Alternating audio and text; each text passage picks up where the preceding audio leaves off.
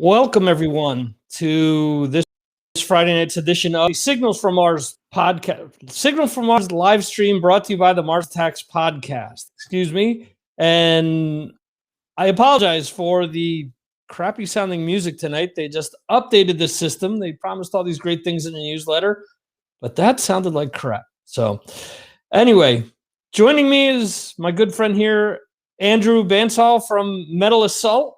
How are you, sir? I am good, Victor. How are you doing? Thanks for having me, first of all.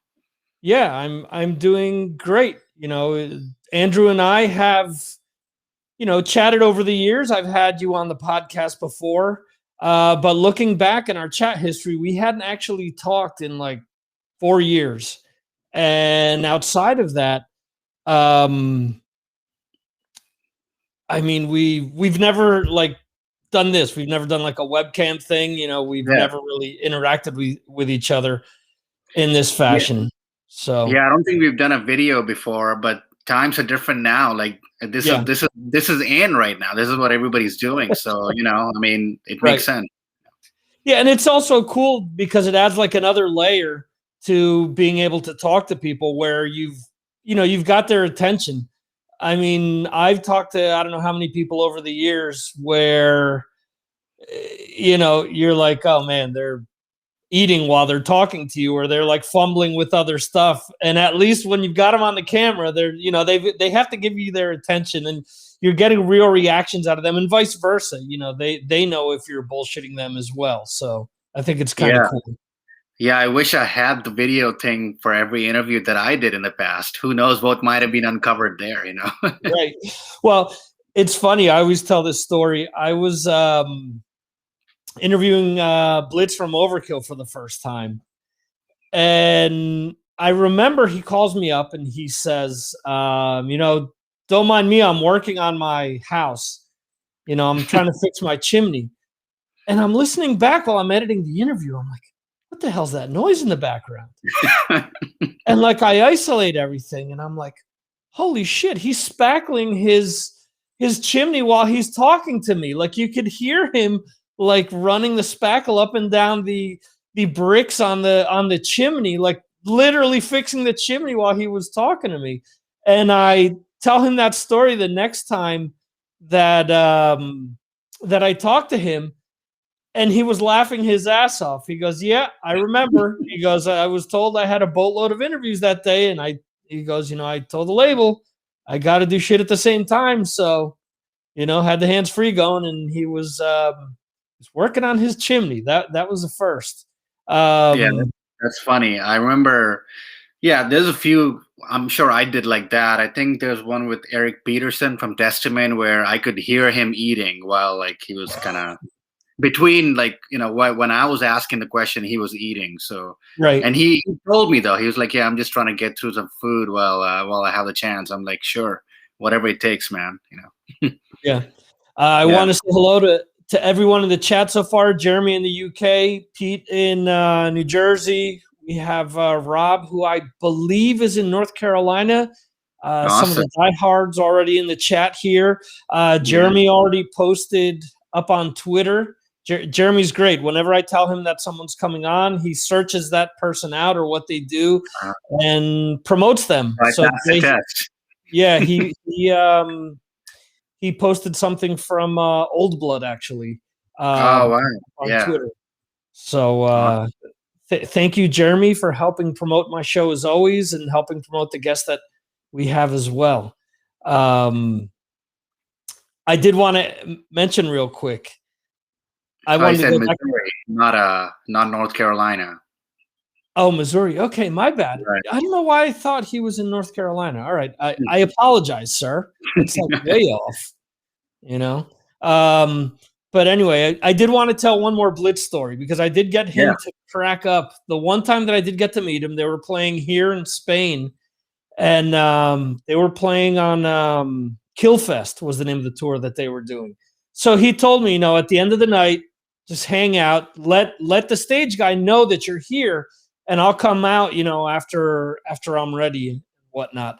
And I said to him, you were smart. You didn't try to talk to the audience in Spanish. I said, I noticed that the singer of Savage Messiah did. And he kind of pulled it off. And the singer of Savage Messiah told me that he had a girlfriend from Spain for a long time. So he kind of knew, how to get around. And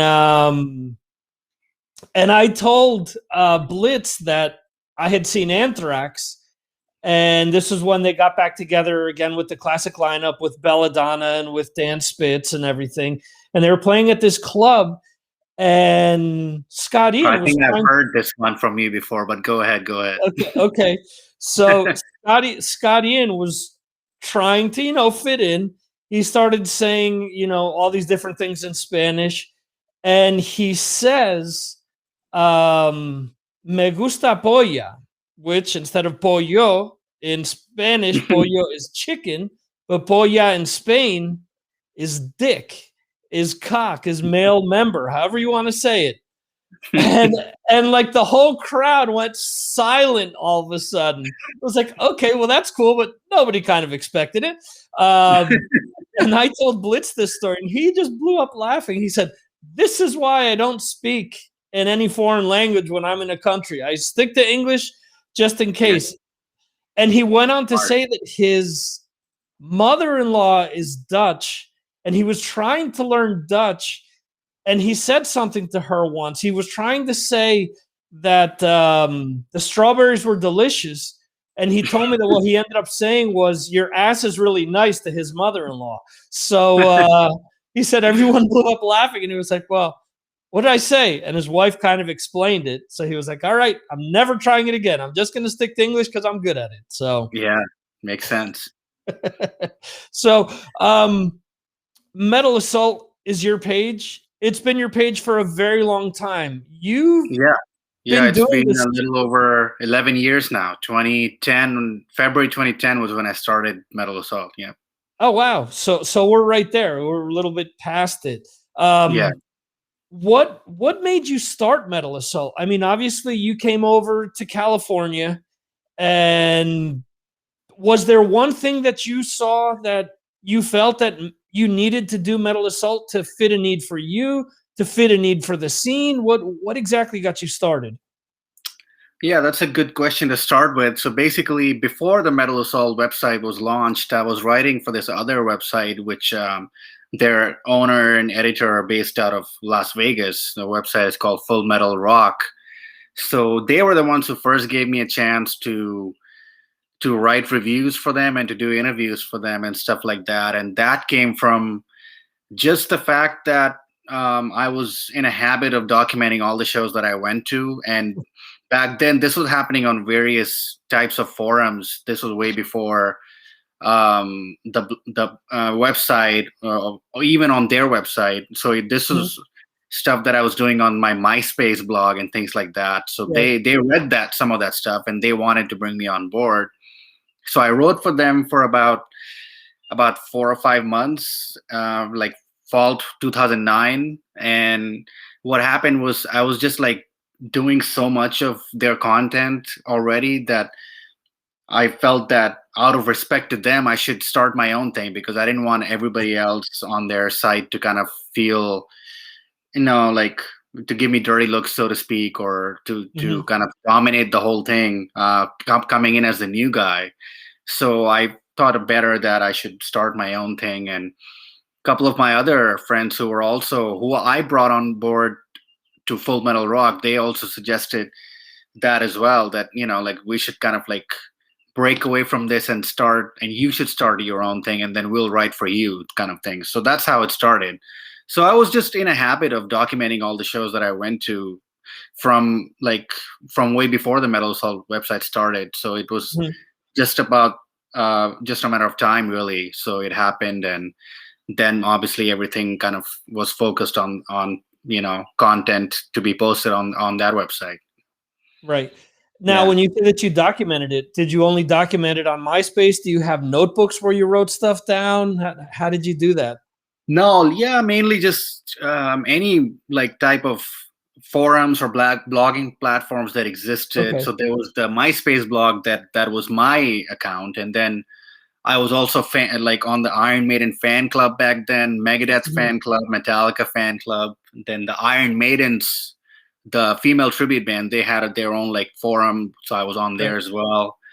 Um, and yeah, so basically, and there was also this forum called Metal Setlists where people would go and post their set list from the show they attended. Right. So that Okay. usually came with like a little short review of the show as well, not just a set list.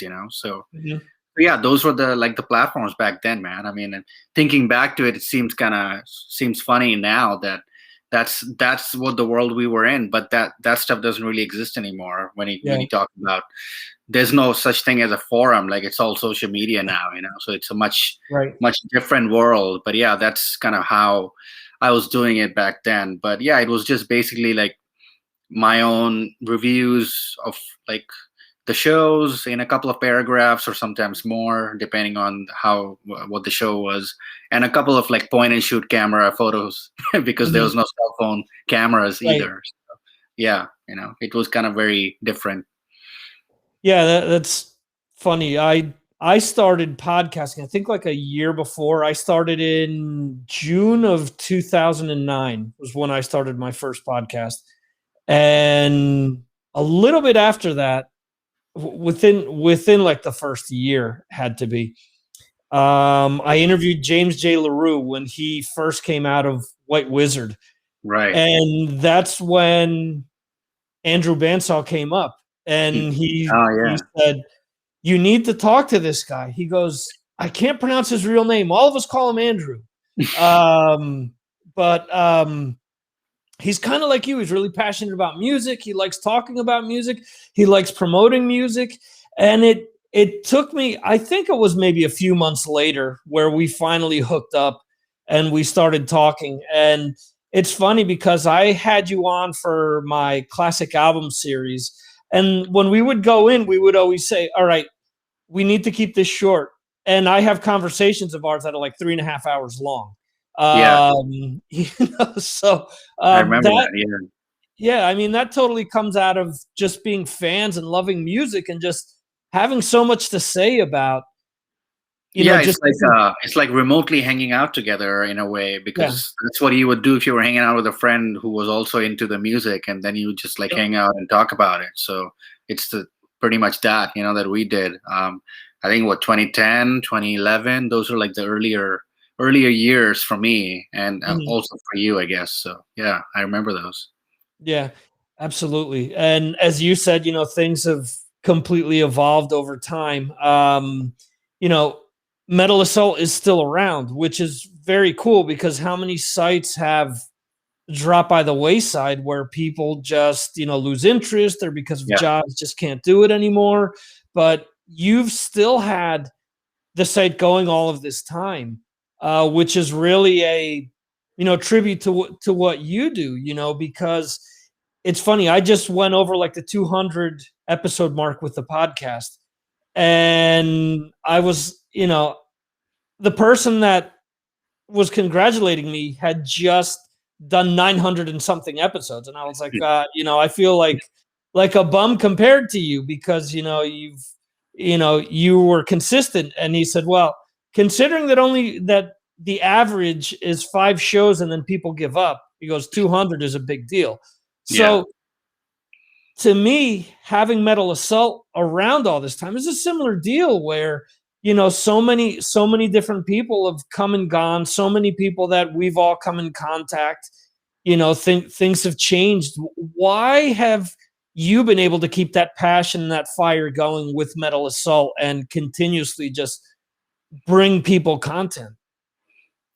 Yeah, thanks for saying that. I think, like you said, I mean, I think the bottom line of that is just the passion that I've always carried. And the fact that I come from a very different background, I think that is probably the biggest difference from as compared to other people, maybe because I come from a country where I never even imagined that I would ever get to see any of these bands that I was listening to, like Right. in on an actual stage. Even a band like Iron Maiden, who I used to kind of like, well, I mean, they're still my all-time favorite band, but like back then, especially, I was like really religiously listening to them. But I never thought I would ever get to see them, and then it happened. So I think probably that's the main reason why like my passion probably burns stronger than many other people who try to do this, because I've never been jaded about it. I'm still not. I mean, I know that there's all kinds of people saying now with like us as as an entire planet having gone through a period of no shows happening. People are saying that how much they've missed it, but like I never let it come to that. Like I was always appreciating every show that I went to, like leading right up to like the pandemic. So yes, I mean I miss it even more than most other people say that they miss concerts. I mean, people who probably even only went to the occasional show anyway. Right. So yeah, like I mean, I've seen it quite a lot in my local circle, and whether it's like the US as a whole or just in general with the heavy metal sort of scene anywhere in the world, like where people do get jaded and then they're like a show to them is not really that special, or they're not that interested or that enthusiastic about it. But to me, it's never come to that point. And I mean, if it ever does, then I probably will stop doing it, because why else am I doing it anyway? I mean, I'm not like getting rich off of this or anything like that. So, it's for the passion. Is That's like the sole reason to continue doing it. So probably that's why I've been able to stick to it and keep it going all these years. Although I've definitely had to like transition into different departments or different branches of the entire over the years. So that's been important. Otherwise, it might have not been sustainable in the long run. Right. Yeah. And you bring up a good point. A lot of people talk about how, South America is such a big deal when it comes to a lot of hard rock and metal bands. If people have seen Flight 666, they've seen, what it was like for Maiden to go to India and to go to other parts of the world. And people, I think probably, you're in LA, so people take that more for granted because there theoretically shows all the time. Whereas, people say, well, look at how, rabid the fans in Brazil are, or in Argentina, or in, India or Australia or Japan. Right. But the difference is they're maybe getting to see a band once every 5 years that's maybe playing LA maybe several times a year. Yeah. So it's a bigger deal, and of course they can play larger stadiums as a result, because I've seen it with bands here in Spain where they'll be playing a soccer stadium, and in the States they're playing, maybe to at the max like a few thousand people, because they're only coming here once every so many years. Yeah. And they've built up to have plenty of people want to go see them. So it's definitely completely different. You have the LA or New York crowd that's used to having shows continuously. Yeah. So Yeah. so that's definitely something to consider there. You've mentioned changes that have happened over the years. You've started promoting shows as well over time. Obviously, with the pandemic, all of that had to come to a screeching halt. Yeah. But before all of this, how was getting into promoting shows going? Were there any things that really surprised you when you started doing it on yourself as opposed to seeing it from the outside? Yeah, that's a good question. Definitely, I think bottom line with whether it's the music industry or any industry, I think the more different perspectives you look at it, anything from, the more knowledge you gain. So that's what I think has helped me along the way in getting more knowledgeable and more experienced with what goes on from different angles. So yeah, like the Metal Assault thing, purely as a blog, where I was reviewing and interviewing and also like editing other people's content, or taking photos or that type of thing. So that was from 2010 to 14 was like, that was the only thing I did. Mm-hmm. And then from there, I started touring with bands all over the US. I did quite a few tours. So that opened my eyes into kind of how a band handles themselves on tour, or what it takes for a band to succeed or fail as a touring band.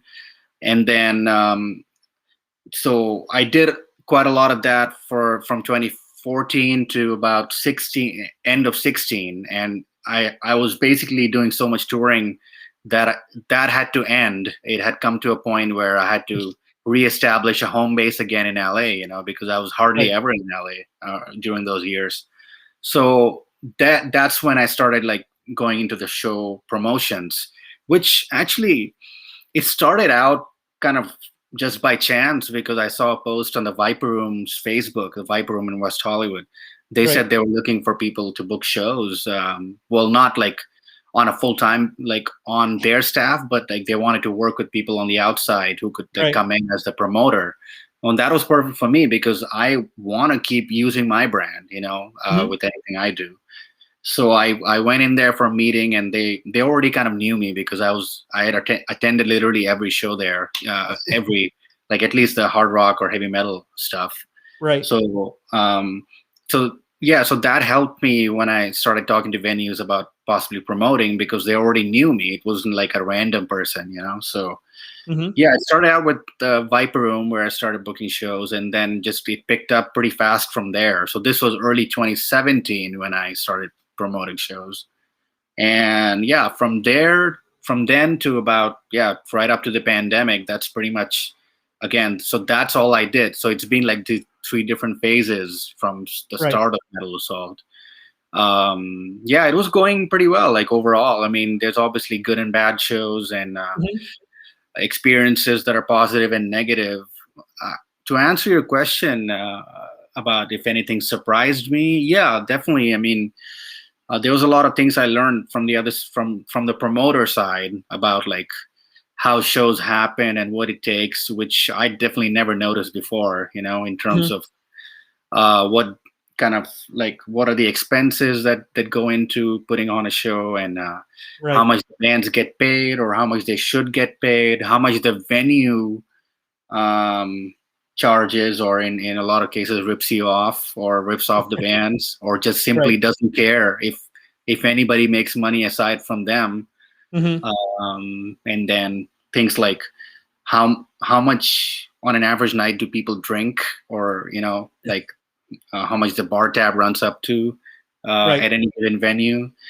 or what days of the night draw well, which that was very pleasantly surprising because I did a lot of shows on the weeknights too, like not just the weekends, and Mhm. those did well depending on what the lineup was. So I learned quickly that if the lineup is good and if your promotion is good, then you can do at least in LA. Well, you could do shows any night of the week and do a Mhm. good show. It Right. doesn't have to be all on the weekends. And actually, it's sometimes a bad thing if it's on a weekend because then you're competing against like so many other shows happening. So Right. Right. Yeah, yeah, makes sense.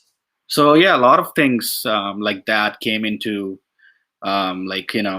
came into my like kind of I started learning as I did more of those shows, and yeah, like I guess on an average, I've booked over 100 shows a year since 2017. Oh, I'm wow. at 273 um, completed shows, and I also canceled like about 4 months worth of shows from Mhm. March to July of 2020, unfortunately, which was something we had to do, obviously, for the because everything was closing down.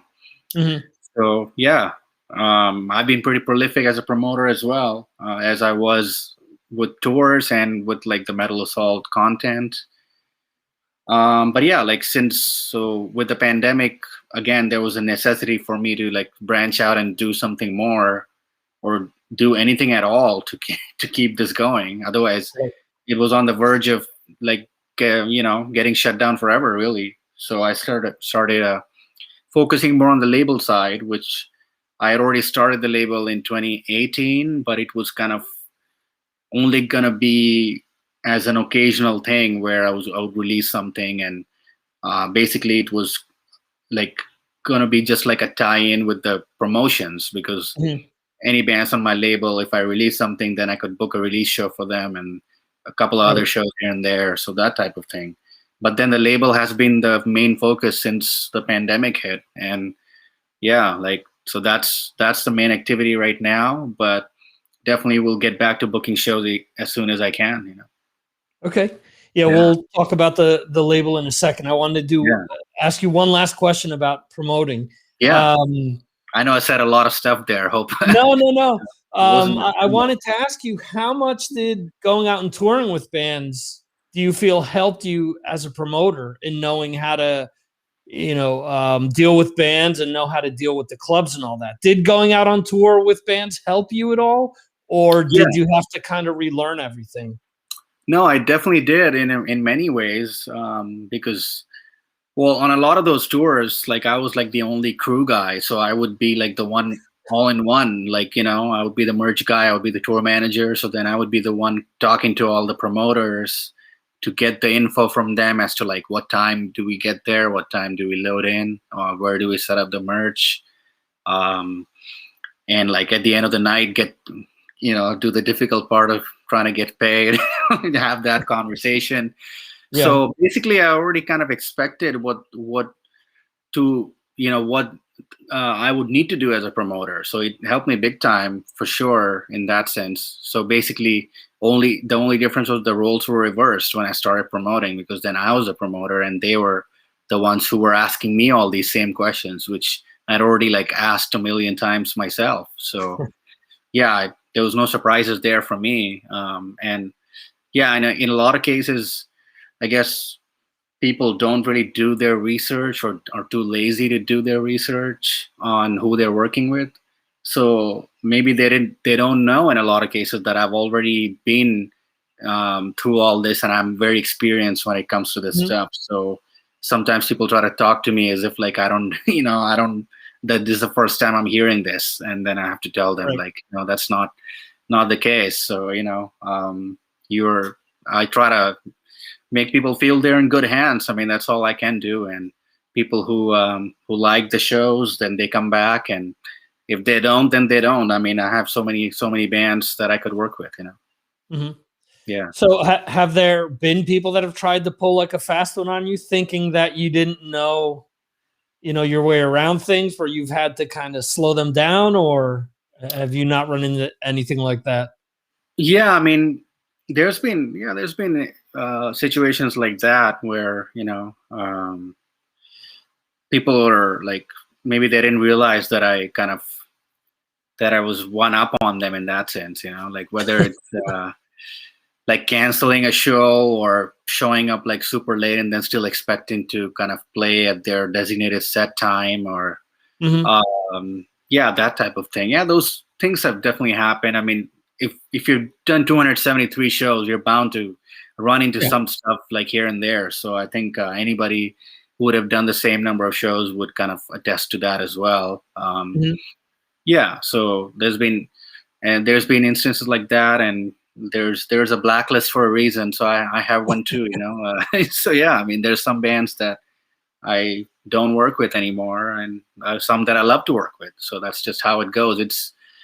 I would just say that it's definitely not for like the what do you say? Well, you definitely need a thick skin to be able to Right. do that for any length of time. Yeah, for sure. Yeah. Do you find it easier to work with established bands or newer bands, or does that not even come into account? Is it just completely different on a band per band scenario? You're talking about as a promoter? Yes. Yeah. Are newer bands or veteran bands more of a pain in the ass, essentially?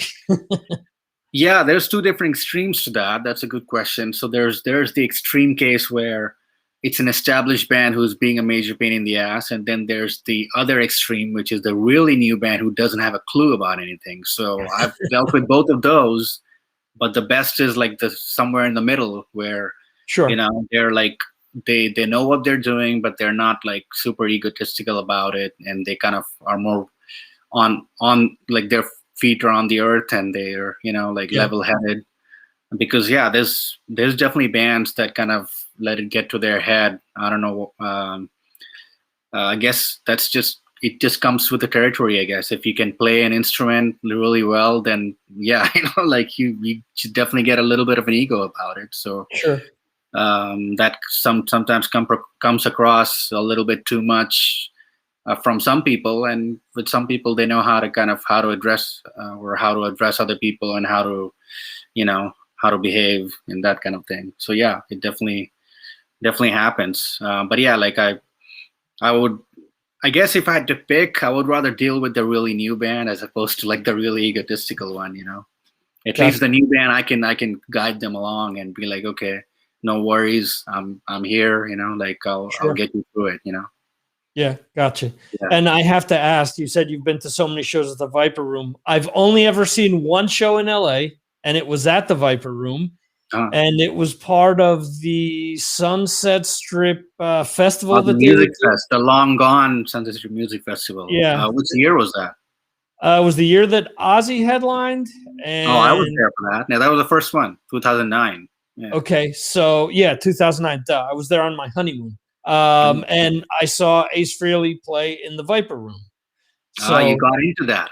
I see. I interviewed him there, which was okay, earlier in the afternoon, where he was doing the media thing.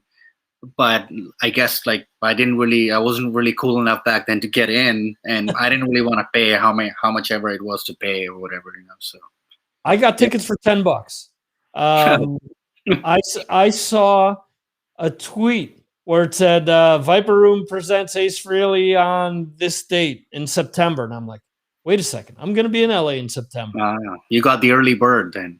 Yeah, so I Uh, so I remember my wife coming back home. I said, "We're seeing Ace Frehley on our honeymoon." So she was cool with that, and it was a cool experience because we were literally like 3 feet away from Slash and George Lopez. yeah. And Slash got up. Well, George Lopez introed him, and then Slash got up and did Colgin, I believe, with him, if I remember correctly. And then afterwards, Billy Morrison was DJing, and we stayed around for that for a little, and then we split. But it was cool. It was a really neat experience because that room is so small. I mean, how many Yeah. people fit in the Viper Room?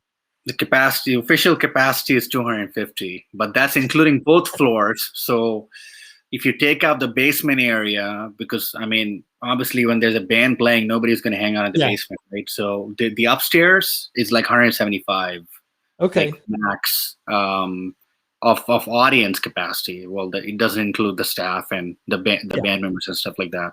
Yeah, it's pretty small, but that's what makes it extra cool, and the vibe is just amazing. I think, I guess if that show had happened in like 2017 or after, then they would have gotten me in for that. For that, I guess. Yeah, but yeah, back then though, like I didn't know anyone who got into that Ace Frehley show. Like we had our group of media friends. I don't think anybody got in.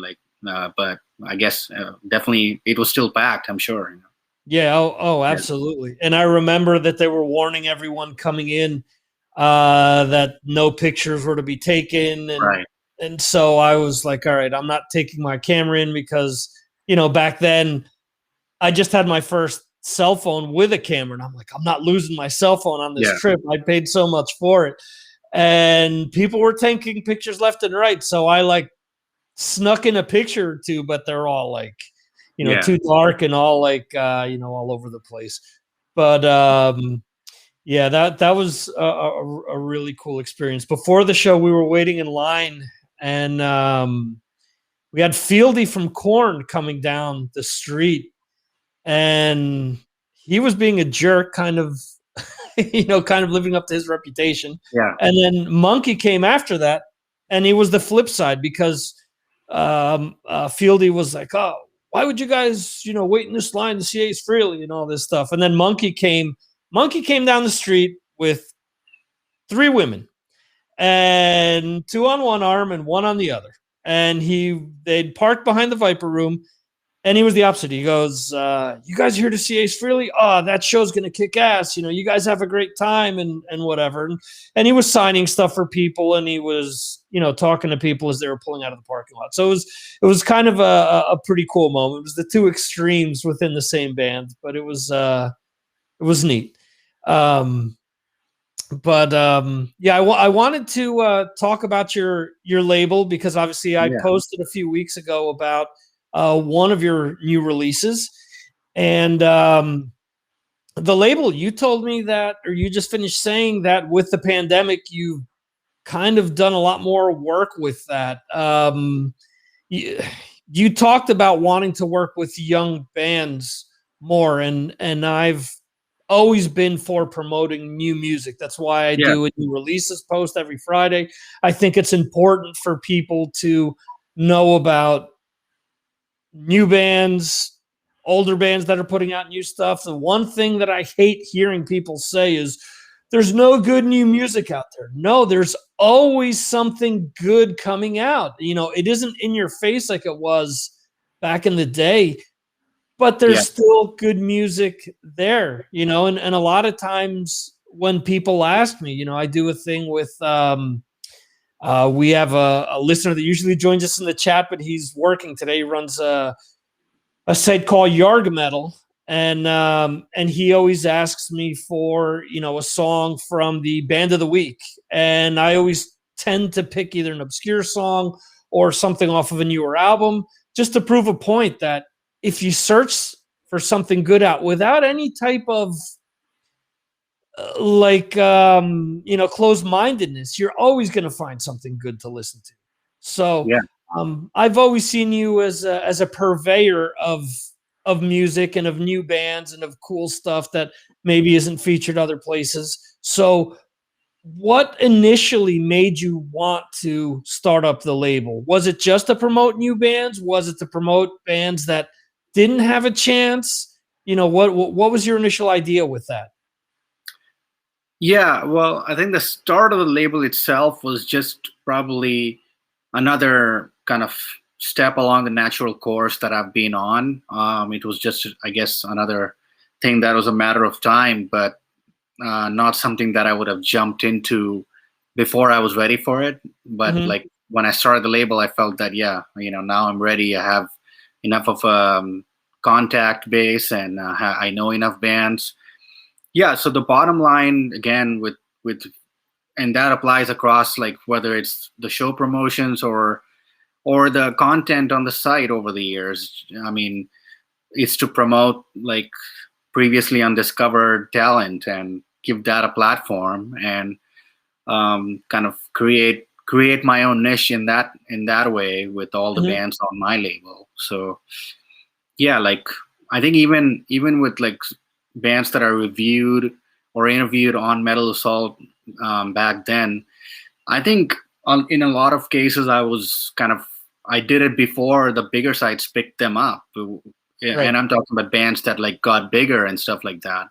And whenever I saw that, I was like, well, I interviewed them first, so I guess that at least that makes me feel good. I don't know if that really Yeah. matters to anybody or not, but to me, it definitely does. I think I Sure. take pride in that, to kind of discover something that was previously not really known about, or people didn't kind of pay attention to it as much as they should have.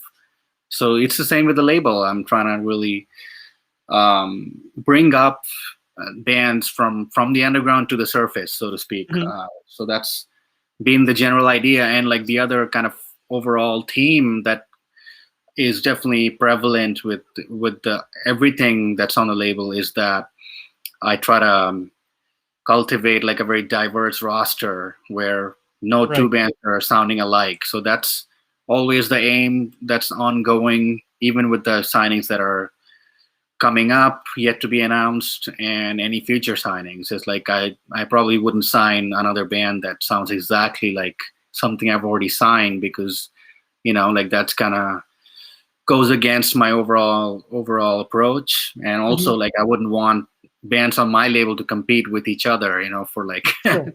for the same sort of audience. So yeah, like and this way I also keep expanding the audience if every band is stylistically somewhat different and Mhm. newer from what's already on the label. You know what I mean? So yeah. So right now I have 17 bands on the label. Okay. So before the pandemic, I had two. So yeah, I mean, yeah, I figured that at least with the way things were going to turn out in the pandemic, like everything was just being sold online. So Mhm. what can I sell online is new music and new merch. So for that, I needed more bands to work with, because Mhm. I couldn't cut it with just the two bands I had at the time. Sure. So plus obviously like I couldn't force them to like just release new stuff just so I could sell it on the label. So yeah, like that's what has led it to a very busy phase for the label, and I think that's going to continue even when the pandemic is kind of completely over, because I think this 1 year has allowed me to establish a label like properly. Maybe Mhm. it wouldn't have been anywhere near this established if there was no pandemic. So in a way, it worked out, I guess. Do you have like an exit plan out of the pandemic? How you're going to divide your time up between label, promoting shows, and doing the site? Are you going to be able to do all of them? Are you going to split time equally? Have you been prepared for that? Yeah, I mean, I've definitely been thinking about it. So, like the label stuff, well, even these days, basically, I do most of the work, so to speak, like in the daytime, just like as any day Mhm. job, really. And in the evenings, I'm kind of more like just relaxing and, trying to not overwork. So when shows come back, I'll be at a show in the evening. So I Mhm. think it would just mean that I would work double double time. I don't think I will split time. I'll just work double time, Right. because that's just how I'm wired. And in terms of the site, I mean, so the Metal Assault site is obviously not like as prolific or anywhere near as prolific as it was when that was the only thing that I was doing. But it's Sure. still there. And what I do with that now is like I have a couple of other people who contribute, and I do the occasional article as well. But like my main activities are with the label, and again when the shows come back, then also with the promotions. And then like I'll be the editor in chief for the website, but not Mhm. like the main contributor. So Sure. yeah, that's probably like the way forward. Plus like I separated the Metal Assault website with the label website. So I have a Yes. new website, metalsaltrecords.com, which I wanted to do for a while, and I finally did it like recently, like as of last month, a little over a month ago, Mhm. because I didn't want like the original website to just be all about the label, Mhm. because it's obviously stood for something else for a long time. So I didn't want that to kind of just disappear completely, So yeah, Right. so there's like two different sites now. The metalassault.com is like the original site, which will like not feature the label stuff. It'll have links to it, but it won't like actively have the label like stuff that's on the label website now, So yeah, Right. so that's like the way forward, and I'm sure I can handle it. I have no doubt. Okay. Yeah. And you've also, I mean, you've announced over the course of the last few months some major signings in the sense that well, you're going to be putting out a King Gizzard live album this summer, and also you announced a few months back the signing of Beatallica. Yeah. So there's that's a cool mix, as you're saying,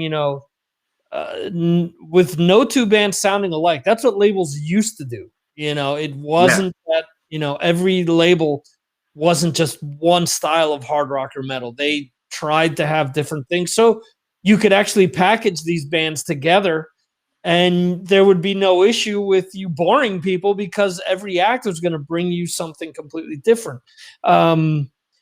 What was it like to kind of bring Beatallica back, because they were kind of dormant for a little while there? Yeah, that was kind of something that happened on its own, really, because, well, in the same way that all the signings have really happened. I mean, at least as of up to this point, like the way I've signed bands is I've allowed the bands to approach me, and then depending on like how if it's worth pursuing, then I pursue that. But I'm not like Right. actively like reaching out to bands on my own, because then like there's no limit to that. I mean, I wouldn't really know like where to start or where to end with that, or Sure. how much ego I would have to deal with. I mean, I'm fine without that, So the Sure. Beatallica thing happened in that way, in that manner too, where so the backstory to that is actually that in 2010, which was the first year that Metal Assault had started out, I was doing a ton of interviews. I was just trying to interview anyone that I could, even if I sometimes didn't even like the band, because I just wanted to. Sure. I mean, I was still interested in talking to bands. Even I didn't doesn't mean that I would like totally have to be a fan of them. At least back Mhm. then, So Beatallica was one of the interviews that I did on the phone with James, the singer.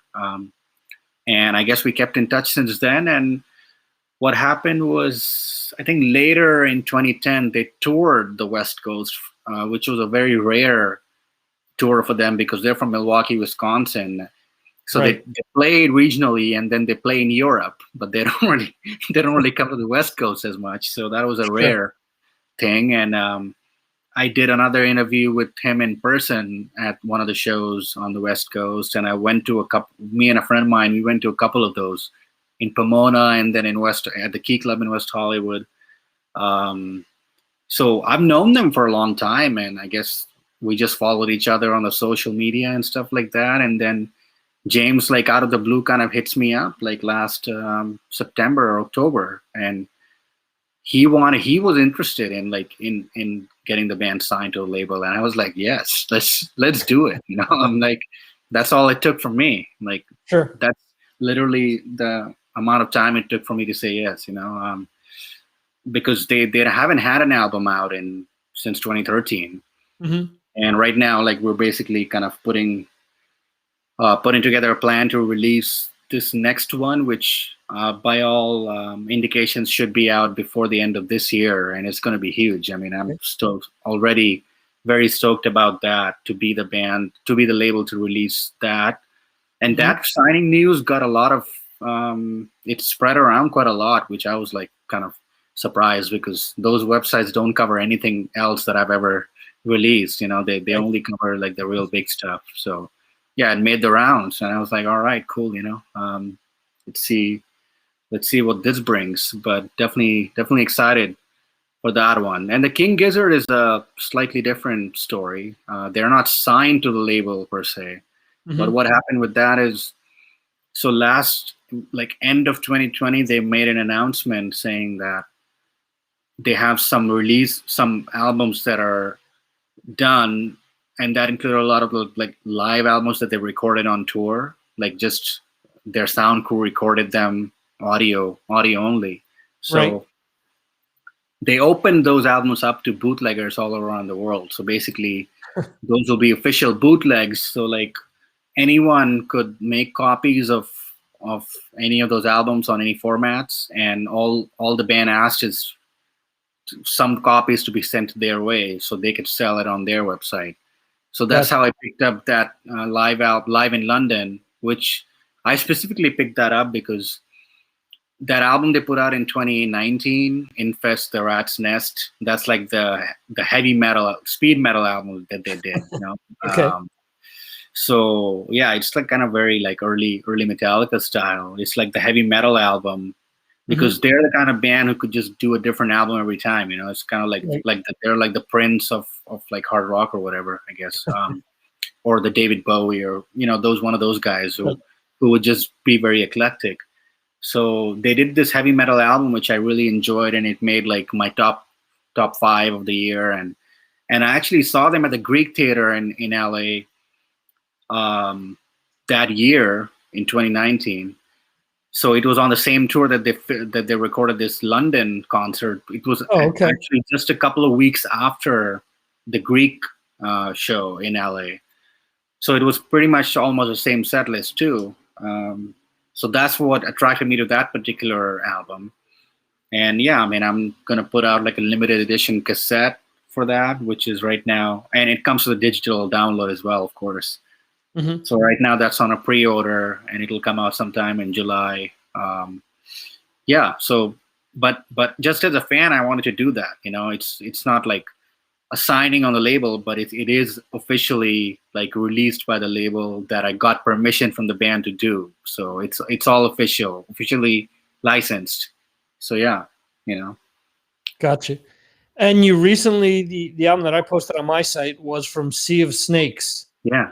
How did you wind up putting their album out? Yeah, so that's so Jim, who's the main member of that band, the guitar player. He had a different band called Motorcycle, which approached me last year. Yeah, last 2020. Yeah, because I was putting together volume 3 of my mixtape, which I've done 3 of those. So the Metal Assault mixtape is basically like where I pick like one song from each band in the sort of heavy underground scene and put that out on my label. I've done, so the third one was supposed to have one of their songs, one of the Motorcycle songs, but in the end I had to cut it for time constraints because it couldn't fit on a cassette really. So I felt super bad about that, but I was like, you know, let's keep in touch, and hopefully we can work together again, or I'll put you on the next tape.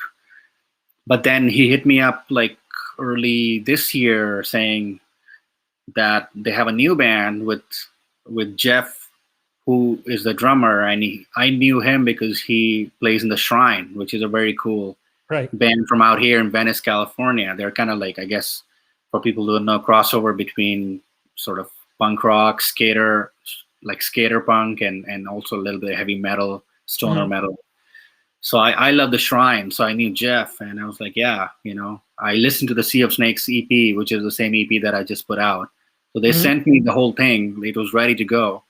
And I was like, yeah, this is cool, you know. So yeah, I mean, yeah, I signed them on, and here we are. Thanks for spreading the word on that. So that's, I mean, it's still, even though they're like established in the sense that they've been in other bands before, it's still a very new band. So it's kind of typical of the kind of bands that I work with in a way, you know.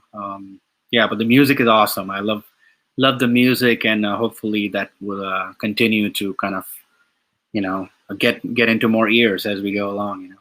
Yeah. Jeremy up in the UK has a question. He writes, I'm interested to know how popular these bands are. Do they sell much in the way of physical product? And are there any countries where these bands are more popular? Yeah, I mean, that's a good question. I guess like the word popular could mean a ton of different things depending on like what scale you're looking at it from. But Sure. yeah, from my perspective, yeah, there's obviously like not all the bands on the label have been equally popular in that sense. Some have been more than others. Hmm. Like Old Blood, for example, which is a band that we somebody else talked about, or I think Hmm. it was him that talked It was about it. him, yeah. Hmm. So they so the album that I released on my label called Acid Doom is their second album. Yeah, I mean their album has done super well. I did vinyl, I did CDs, and the digital downloads have also sold quite a lot. Um, so and for them, I've actually received a lot of orders from Europe, which I've shipped from Okay. here, and people are. I guess the currency conversion must be okay. I mean, I know it is because that makes a difference. I'm sure, like where compared to like if somebody's paying $50 Hmm. uh, versus like converting that into euro or whatever or pounds. So yeah, I mean, people from there have ordered a lot of the product from me directly, and I've shipped it out quite a lot. Like by now, I'm completely an expert in international shipping at the post office. It's like nobody knows it better than me. So Cool. yeah, I get orders from all over the place. I mean, in Old Blood's case, I've even had orders from like Japan Yeah. and stuff like that. And there was this one guy from China who ordered it, which I don't even know how because Bandcamp is not even allowed in China. Like he Right. must use some proxy server or something like that. Like Right. if you're going through that much effort to order an Old Blood vinyl, then that's awesome. Like I love that. Yeah. So I mean, I guess they would be one of the more popular ones that have kind of at least in this time period from where their album came out to now. Yeah, and there's others that have also done well. Um, Sea Sleeper is a death metal band from Portland that I signed recently, and their debut came out in February, which is only on CD, but it's done so well that we're launching vinyl next month for them. So, Okay. so I try to play it by ear in that sense too. I mean, I'm not like trying to put too much like burden onto any one release before seeing how it's doing, that type of thing. Sure. So yeah, like eventually or ideally the goal is to just release everything on all formats, cassette, Mhm. CD, vinyl, and digital. But it just depends on if that's how feasible that is. So I try Sure. to keep that in mind. But yeah, like the physical, getting back to the question, the physical product is key. I mean, without that, I don't really release anything. Like I'm not ever gonna do like a digital only because there's definitely like very little money in that. I mean, Mm. because everybody has the Spotify and Apple Music and all that stuff, which they're already paying to subscribe to those services. So then they don't really want to pay for anything else. So they just want the music for free, and that's Sure. cool. I mean, I do distribute all my music on those platforms too, because Hmm. I think that's just like good discovery platforms. But Yeah. Yeah. that cannot be relied upon for like a full release. So unless there's physical product, I don't release anything, and that's kind of like my main thing as a label is to provide that physical product to the bands and to kind of to finance that aspect and to market and distribute that. So yeah, like the physical product is important. And yeah, like to be more specific in terms of countries, I've gotten a whole lot of orders from Switzerland. I don't know why, but it's awesome. Like I'm like cool. A lot from the UK as well. Some Hmm. from Spain. Yeah, Europe in general has been great. Like not just Old Blood, but even a lot of the other bands too. Like people from there have put in orders. And that's like such a good feeling for me because in the end, like this is all just kind of my business is running on people's expendable income really. So Hmm. it's very much appreciated because there's no need for people to ever to spend any money on any of this, but they do. Right. So yeah, Right. They you know want to. Yeah. yeah. How much has the Bandcamp Friday help you out? Oh, that's been a lifesaver, honestly, because before they were doing these Bandcamp Fridays, I didn't really even have anything up on Bandcamp, to be honest. I had everything on the Metal Assault web store itself. But I'm glad the Bandcamp Friday thing happened because then I completely shifted everything to Bandcamp. And what I've done is so every Bandcamp Friday, which is the first Friday of the month, like I've like really utilized that to launch like new products and new pre-orders, because that first day is always like key, because that's when a lot of orders come in right away, like people Right. who are the biggest fans of the band that have been waiting for the product to launch. And in most cases they're limited edition products, so then people don't want to miss out. So I Mhm. market it accordingly too, like, don't miss out and be ready for the pre-order launch. So over here it launches at midnight. So for me, the Bandcamp Friday is usually like an all-nighter. I mean, I'm up all night, man, like on Bandcamp Friday, seeing all those orders coming in. It's good. Like Cool. as long as orders come in, like I stay awake. Like Wow, it's like that's there's awesome. no better feeling. But I think there's only one more Bandcamp Friday coming up in May 7th, Mhm. and I have the Sea Sleeper vinyl launching. I have a new pre-order launching for one of my newer signings and a couple of other stuff that's releasing. So yeah, like that's another really big one. And I think for me, the Bandcamp Fridays have just gotten bigger and bigger as I've gone along, because I've figured out that probably the best formula for me as a label is to make sure that I have like a few different products as opposed to relying on any one, because if Right. in case if it doesn't do well, then I'm screwed, because then I still need to pay for that product and I haven't Yeah. made the money back. Or but this way, like everything kind of finances each other in a way, like Mhm. all the products like pay for each other, so it's way better. Yeah, that uh makes sense.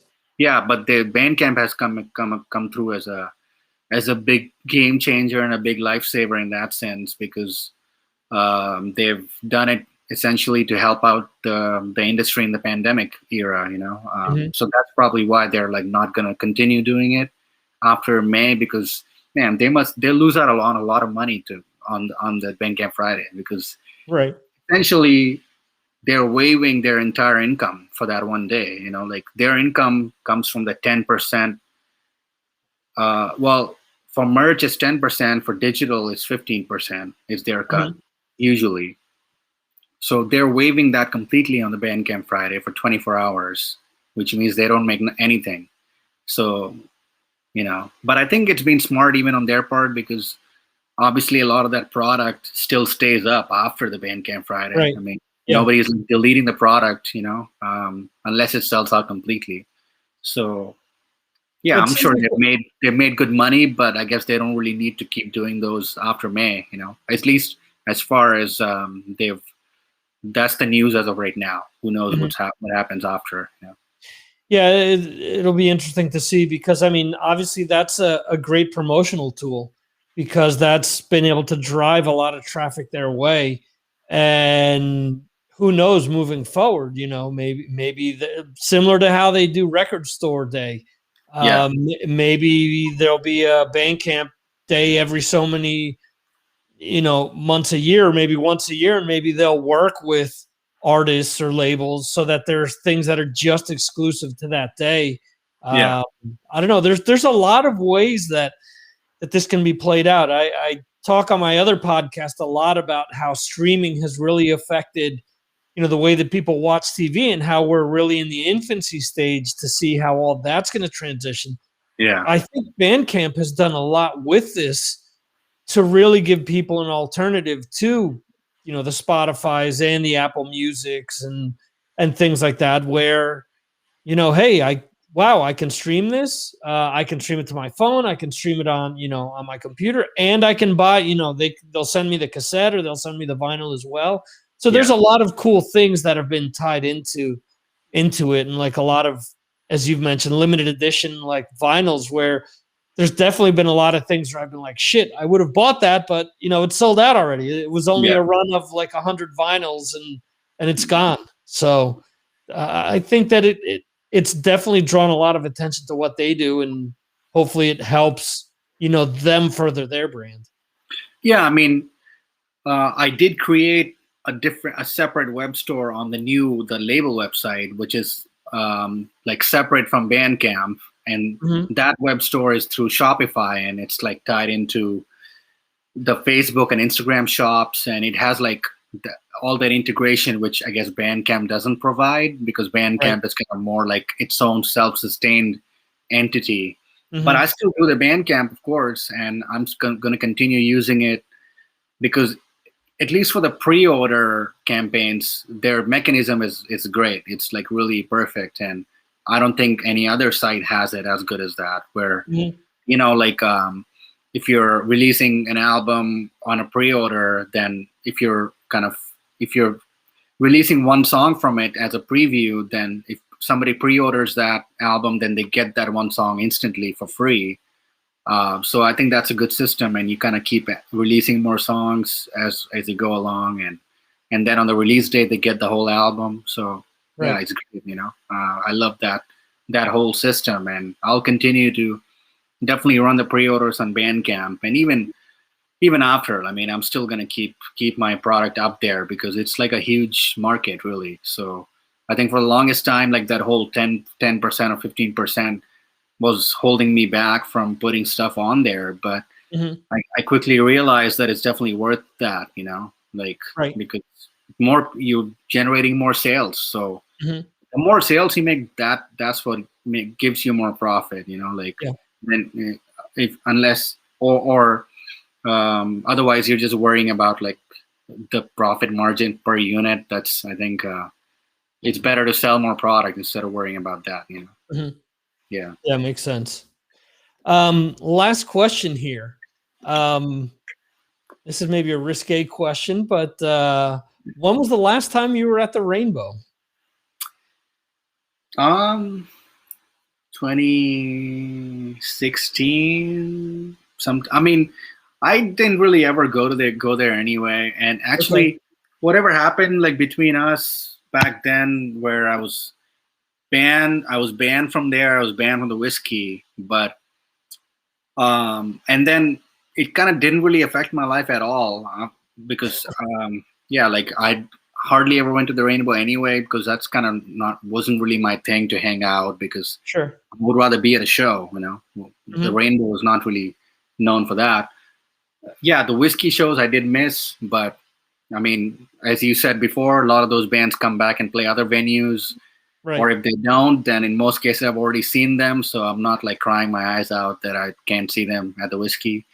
But then what happened in 2019 was that I was going out on tour with the Warbringer, and actually that was the one tour that I did do after my touring phase had kind of ended, because Warbringer was a band that I toured with before in 2016, and they asked me, and like the money was pretty good, and they were going to be in a proper tour bus. So I'm like, yeah, I cannot turn this down. I'm going to make way more money on this 2-month run than I'm going to do from booking 2 months worth of shows. So so I went on that, and guess what? The first show was at the Whiskey, because they always played at the Whiskey. So I emailed the owners and everybody. I'm like, hey, look, I'm like gonna be running the merch for them. I'm the official tour manager for both bands, which is Warbringer and Enforcer from Sweden. So it was kind of like I was like an important part of that group. Like, you know, it wasn't like, oh, you could just like stand outside for this show and that's it. So I'm like, you know, is it okay with you guys if I can work this show? I mean, that's all I need to do. I'm not really there as a customer per se, you know. So they said okay. I'm like, all right, cool then. So that was that. And then everybody kept asking me afterwards, like, hey man, like what was it like at the Whiskey going back there? I'm like, nothing. I was just busy, man. Like my merch table was just so busy the whole time. I didn't even need to know where I was, really. I was just doing my job. So even the manager for Warbringer was like, oh, is everything okay? I'm like, yeah, everything is fine. So I guess we're okay. I mean, there's no issues now, but although I haven't gone back to the Rainbow, and I don't really think I need to, unless it's something like that where I need to be there for work. Then I'll make sure to ask them before I go, you know, because better do it that way than like try to get turned away when you're actually there. So yeah, to answer your question, yeah, last time I went to the Rainbow was 2016, but all those issues have been sorted out. So there's no problems. At least with the Whiskey, there's no problems. I don't know about the Rainbow particularly. Okay. Yeah. Cool. I felt like I knew about all that, obviously, since you asked me. Yeah. Well, I didn't know. I just knew what had initially happened.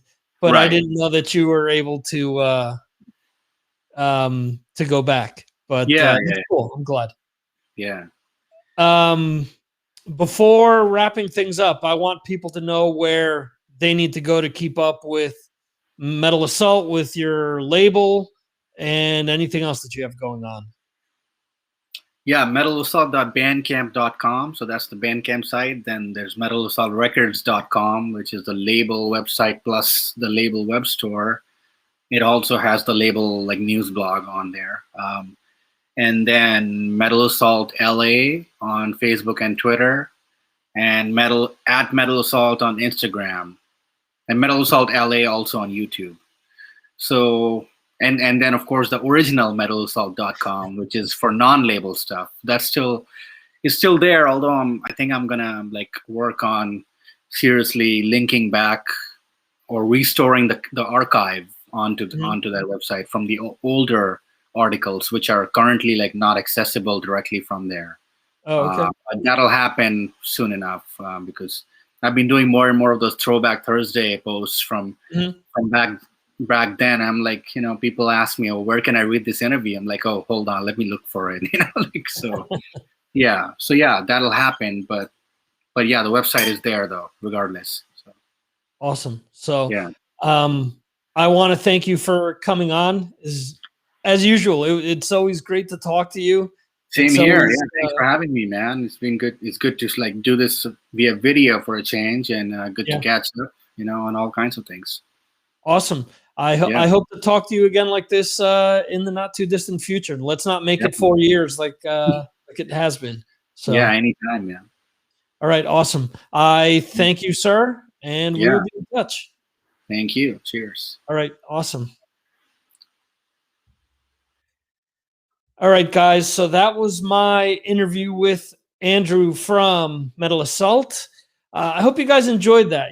Again, I'm a big proponent of people that want to push new music, to push, new bands, old bands that are putting stuff out. As I said a few times during this this episode, it's important to support good music. I think that anyone that just turns their back and says there's nothing good has come out after '89, I think they're missing out. It's just such a shame.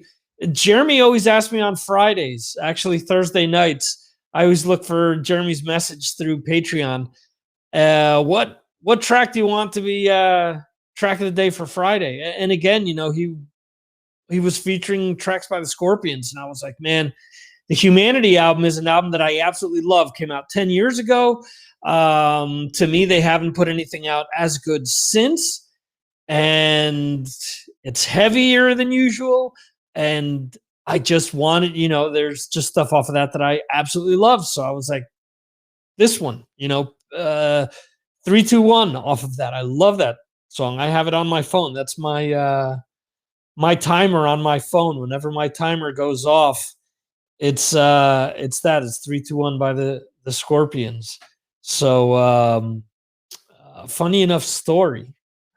I forget who I told this story to recently, but my wife and I were coming back from the States, and we're in Charles de Gaulle Airport, and we're waiting to get our connecting flight back to Spain. I'm sitting there looking up the escalator, just waiting, just making time, basically. And I'm like, who's this guy in this like setup, like thinking he's a rock star? Like, come on, who's this guy? And I see him come down. I'm like, man, he thinks he's Rudolf Schenker. And then all of a sudden, I'm like, hey, wait, that's Matthias. Hey, wait, that's Klaus. Hey, no, who does he think he is? He thinks he's a member of the damn Scorpions, is who he thinks he is. So it's actually really funny. And I tell my wife, I'm like, holy shit, that's the Scorpions. And she's like, are you sure? I'm like, yeah, I know who they are. So she gives him like the devil horns, and James Kotak was in the band at the time, and he turns around and he goes, rock and roll, and he flashes the devil horns back. It was funny. They were playing a festival in Spain. So there was like a last call for that flight, And I guess I don't remember if they used like a fictitious name or not, or maybe the manager's name, and it said last call to flight to Zaragoza, Spain, Zaragoza. And they hopped on. They were playing, I forget the name of the old festival that was there. But cool. Yeah. Scorpions at the airport. There you go. My cousin Jose and his father actually met Sting at the airport, if I remember correctly. And I apologize. I think I mentioned that. I think Jose, if that's you on YouTube, I apologize. I thought you were somebody else before. I'm used to seeing you on Twitch, and I forget your handle on YouTube. But anyway, guys, it's been fun as usual. I want to give a shout out to everyone that was here in the chat, all the diehards, Jeremy, Rob, who's been joining us the last few weeks. And again, I believe that's Jose. I also want to give a shout out to my patrons, Mark Striegel, Gabriel Ruiz, Steve Hoker, and Mike Jones, outside of the great Jeremy Weltman. So thanks for all your support, guys. I appreciate it. And I have a newsletter. If you guys aren't signed up for it, you can sign up for it right on MarsAttacksRadio.com. And it basically runs back, all the podcast episodes that I've released the week before, whether it's Mars Attacks, Galaxy of Geeks, the Patreon exclusive. Oh yeah, and Brad. How could I forget? How could I forget Brad Dahl? See, that's what happens. I should write things down. Okay, so I apologize. I thought you were somebody else before Jose. Jose, everyone. Jose. I'm doing my best, Rick James there. Charlie Murphy, everyone. Anyway, they just added Chappelle to Netflix over here in Spain. So my wife is getting to see skits that I've been talking about for years and weren't properly translated with the ghetto subtitles I was downloading off of the net. The only thing is, for some reason, the episode with the Prince, with the True Hollywood Story, the whole basketball segment is not translated. It's just a dot on the screen. I have to write Netflix and find out what's going on there. So anyway, back to the newsletter. The newsletter basically recaps what I've done on Mars Attacks, what I've done on Galaxy of Geeks, what I've done on Patreon. It talks about what we're doing on Patreon, the questions that I've been throwing out there, and it talks about the Patreon playlist, and it talks about the bands that we've added. If you want to check that playlist out, it's up there on MarsAttacksRadio.com/playlists, plural. And you can either play it right there, or you could find the Spotify or Apple Music links to each particular playlist. So if you're a subscriber of either or, you can load it on your end, and as songs are updated, as the patrons are picking songs out of the videos that I'm posting, those are going up in that playlist. So we're gonna have a cool playlist for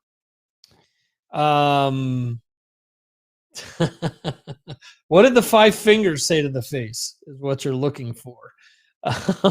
So as the playlist is updated, it will no, it's what do the five fingers say to the face?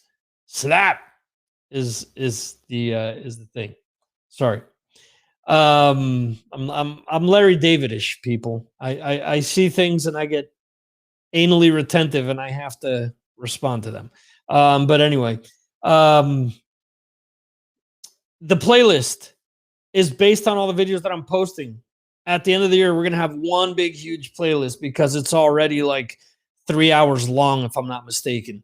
You'll get an update week to week on the newsletter, and you'll also get an update on what our album of the week is on Patreon. This week, it was Code Orange's release from 2020 called Underneath. It's actually really cool. It's like a blue marble type vinyl, and I had to end up holding it to the light, so I ended up giving everyone like a view of my quote unquote projector room. And the projector room is where I have my home cinema and my vinyl albums and CDs and cassettes and whatnot. And keep that in mind, because for those of you that are subscribed to Patreon and get to check out the album of the week, next week's album of the week is going to be really outside of the box, because what I'm going to show you initially, I felt kind of wasn't good enough. It's cool, but I decided to throw some extra stuff in there, which is totally different to what I've done before with the album of the week. So I hope you guys enjoy it. And yeah, if you guys do, I mean, it'll help prolong this segment, because I'll be able to show you guys more things that aren't just vinyl. So, aha. What else? We have links to merch in there, and we have links to what I do on the Mark Striegel, on his Patreon as well, on the Mark Striegel show and his recap show, which comes out twice a month. There will be a new episode of that coming out in 5 days, which means I need to catch up on his podcast. And at the end of the month, the last day of the month, we release a joint episode where I host, and he's answering questions based on things that kind of stick out to me out of his interviews. So that is that. Again, want to thank you guys for hanging out with me on this lovely Friday night. Hope you guys have a great weekend. We are back on the charts in Estonia, folks. We are number 41 with a bullet in Estonia, and there are episodes that have charted at 78 and 120. So, man, we're taking over. On a side note, I noticed that I've been getting a lot of junk mail from Estonia. So I don't know if there's a correlation between the two, but I saw that today. I was getting these different junk emails for investing money in like Bitcoin and all this stuff, and the addresses were all showing Estonia. So I don't know. I would want to think, like Brad has said, that we've got, a stranglehold on the Estonian market, but you'd be surprised. The charts actually have a lot of English-speaking podcasts, so cool nonetheless. In any event, thank you guys for watching this episode live. Remember, if you missed out, it's every Friday, 6 p.m. Eastern, 3 p.m. Pacific, 11 p.m. in the UK, 12 midnight, Friday going into Saturday, Central European time. And we will be back next week. I don't have a guest yet, but I am interviewing Lucas from Void Vader on Tuesday. So we will have quite a few different episodes coming up. I'm trying to push for releasing 2 podcasts a week. We'll see what happens with that. But we've also got Chris Aiken and Matt from the Classic Metal Show Network coming up on the 30th. And I'm trying to secure other people in between. Again, just want to have some cool conversations with people and get some cool banter with you guys, and just take it from there. So that is that. Thanks again for watching. Thanks for those that are listening to the replay on the audio podcast version, or that are going to YouTube and checking this out after. Support Metal Assault. Support the bands that you love. Support the podcast that you love. Support the Rock and Roll podcast. Support Yard Metal. Ghost Cult, which we had on last week as well. Support anyone that's been on the show, basically. So that's that. Thanks again, and we will see you next time right here on the Signals from Mars live stream, brought to you by the Mars Attacks podcast. Boom. See ya.